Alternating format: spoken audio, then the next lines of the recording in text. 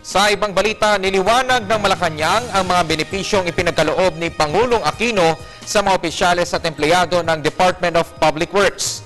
Reaksyon ito ng palasyo sa umano'y posibleng pagkainggit ng ibang ahensya ng gobyerno, lalo na ng pag-asa sa 10,000 pisong anniversary bonus ng mga kawani ng DPWH.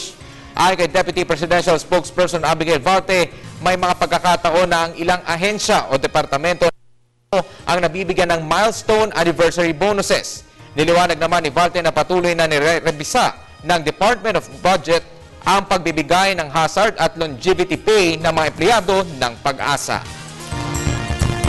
Iba-iba naman po yung ating, hindi naman po sana ito maging dahilan ng kanilang inggitan. Yung pagdating naman po sa hazard and longevity pay, I think in-explain din po ng Pangulo yan kahapon na talagang pinapatignan. Kasi kung ano naman po yung benefits na dapat due to them, dapat naman po, katulad ng sinabi ng Pangulo, dapat po yung maibigay. Hindi lang po DPWH, linawin po natin, kapag nagkakaroon po talaga sila ng anibersaryo, ang isang ahensya o isang departamento ng pamahalaan, meron po talagang instances na nagkakaroon, nagbibigay po yung what they call the milestone anniversary bonuses doon ho sa mga kawani. So, hindi po ito unique sa DPWH.